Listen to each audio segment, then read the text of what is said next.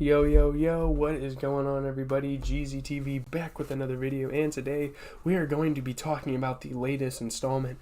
And I think it is the latest. It was a reboot. I don't know if they ever did anything with this.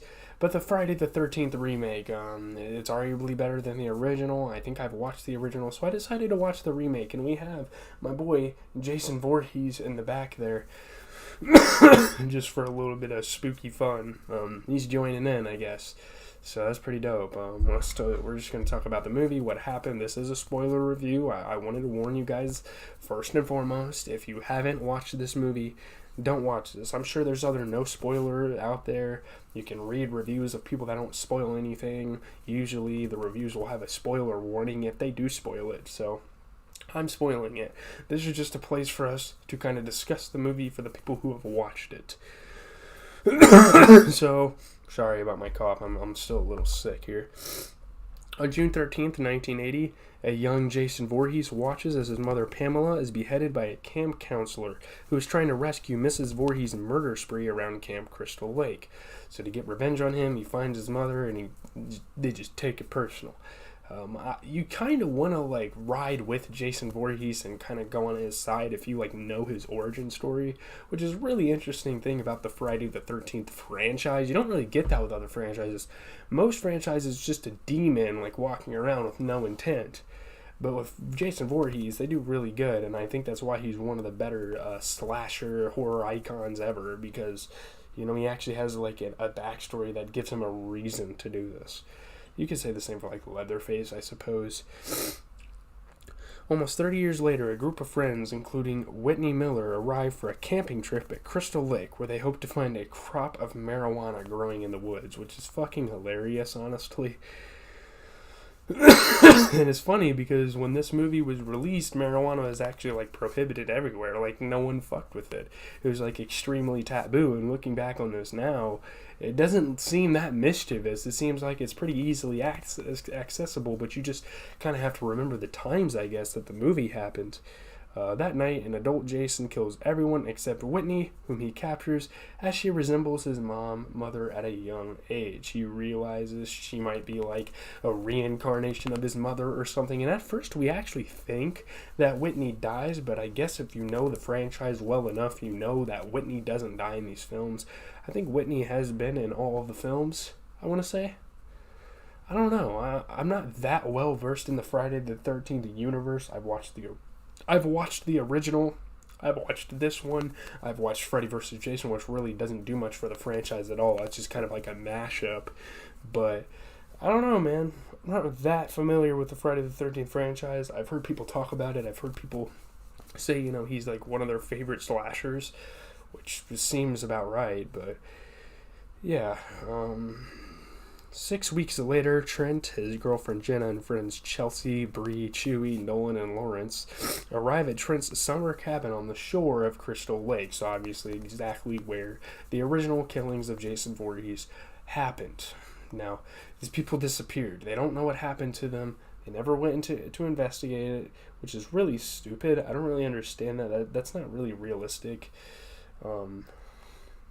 They probably just ran away. Yeah, exactly. They ran away, so you're supposed to kind of look into it. I don't know. Meanwhile, Whitney's brother, Clay Miller, arrives at the lake to search for her, despite his local sheriff's pleas to look elsewhere. She's not around this area. If she has a boyfriend, she probably wandered someone else with him. So I don't know why the police didn't help him then. Again, this is very confusing. I guess missing people, there were the milk cartons of the missing people back in the day, so I would assume it was kind of a big deal, but I don't know. What do I know? Clay visits Trent's cabin, and Jenna agrees to help him search for Whitney. So it's pretty much like Clay is Mr. Steal Your Girl for Trent. He takes his girl, and they go look. Obviously, Clay's a really nice dude, and Trent's kind of this douchey character. Yeah. Chelsea and Nolan go wakeboarding on the lake, where Jason kills Nolan with an arrow and fatally stabs Chelsea with the machete. I never knew that Jason Voorhees used a bow and arrow. I think that's kind of dope. I don't know if he did that in the other films, but him doing that in this film was really fucking cool, and I was welcome to it. I loved it. I mean, the kills in this movie aren't that creative, but it's still pretty badass. That, I mean, I just like Jason Voorhees' character design and all that, so it's cool. Meanwhile, Clay and Jenna search the old Crystal Lake campgrounds where they see Jason hauling a body into the abandoned camp house. So now they kind of know what's been going down. Now they can kind of pick up on kind of the situation at Crystal Lake. Like, there's this fucking giant dude going around killing people, putting them in body bags, hiding them in places. And so they can kind of equate, and they can start figuring out where Whitney Miller is. Jenna and Clay run back to the cabin to warn the others about Jason. It's like, guys, this dude's bad news. You guys might want to fucking go. This video's not going to be long. Holy shit, I actually have been, like, breezing through this. It's not really an amazing movie, I would say. I do kind of enjoy it. I think it's a cool watch for Halloween. It probably is better than the original, given how visually appealing it is compared to the original. I mean, we're talking about, like, damn near 30 years of separation, probably, between the reboot and the original. So, obviously, the camera work and all that stuff is going to be a lot better in the 2000s. But who knows? Some people have different opinions. Some people like the vintage stuff. It varies. Obviously, movies have opinions. People have different outlooks on them. So they're like, look, they get back to the cabin. They're like, look, there's this guy that's going around killing people, putting them in body bags, doing all this stuff. Chewie is killed by Jason in a tool shed near the cabin, while Trent and Bree have sex in a bedroom. So they're just, like, completely disregarding the situation. I mean, obviously, they probably have no fucking clue what's going on, but oh my goodness, Trent just disregards everything. He cares a lot about his cabin. He's very selfish, honestly. Like, that's what his character kind of puts off. I don't know. It's weird. It's a weird situation. Jenna and Clay arrive, and Clay calls the police. He finally takes action. You know, it took, like, a lot of fucking people to die before anyone just called the police. And obviously they didn't figure out till later. Jason then disconnects the cabin's electricity, shuts everything down. Now you can't make calls on the house phone. Now you can't see shit. And now they're just kind of sitting there in fear in the cabin. And obviously Trent's probably going to brush this off like, oh my god, it's just a power outage. Where it happens out here all the time. We're in a shitty area. Lawrence heads outside to search for Chewie, and Jason kills him with an axe. Oh yeah, the black dude. The black dude actually wasn't the first guy to die, because back then that was actually kind of a common trope, and people kind of made fun of horror movies for that. They didn't kill him first. I mean, they couldn't have. They had, like, the prologue, or, like, the prelude, or whatever you call it at the beginning, where he killed all those people.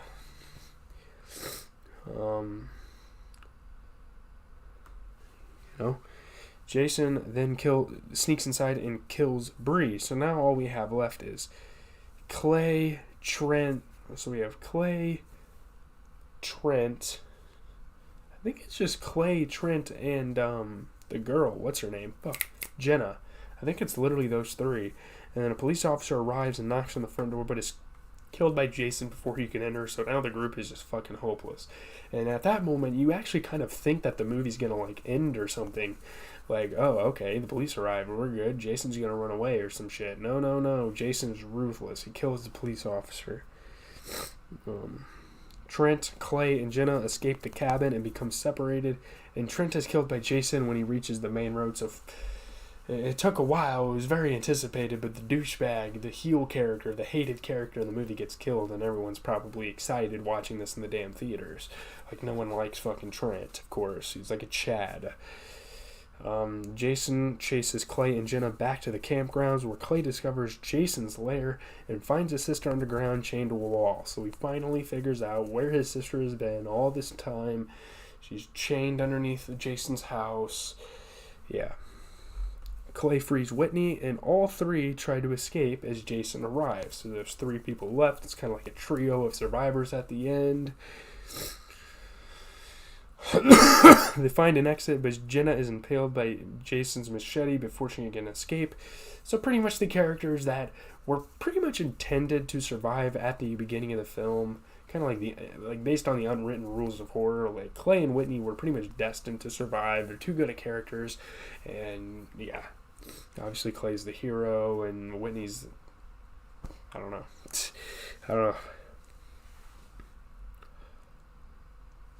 Jason corners Clay and Whitney in a barn, and Whitney confuses Jason by pretending to be Pamela.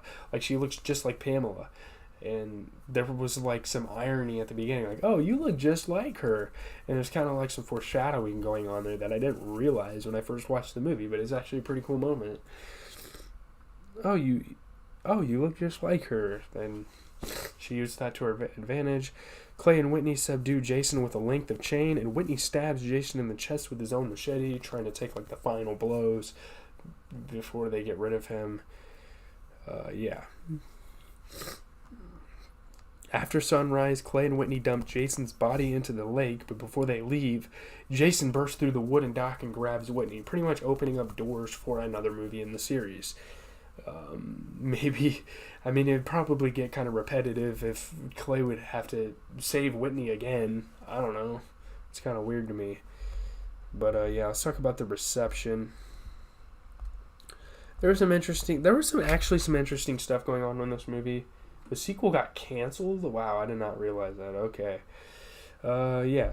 Rotten Tomatoes, 26 approval ratings, 175 reviews. Pretty critically acclaimed movie. It's a 4.3 out of 10, though. Not a lot of people liked this movie on that. Though technically well constructed, Friday the 13th is a series rehash that features little to distinguish it from its predecessor. So I guess this is nothing special compared to the first movie. I don't know. I guess so. I think it's just the era. Out of 100, it got a 3.4 out of 10 on CinemaScore. They had 29 reviewers. A B minus grade on CinemaScore. 51% of the audience was male, and 59% were, at least that's weird. That's some weird logistics that I don't care about. The film should please slasher fans, but it added nothing. It pleases slasher fans, but it adds nothing new to the genre or the franchise, and would not appeal to people who did not like slasher films. So if you don't like slasher films, what the fuck are you doing on this video anyways? Why would you watch this? Let's be honest.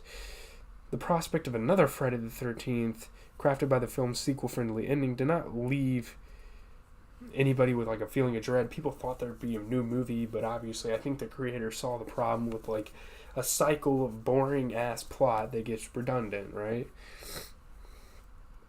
The film accepts the ridiculousness of what it is trying to accomplish, mainly the death and dismemberment of party-hungry kids, and that audiences would enjoy it if they also recognized that, like, if they saw that that was the point of the film.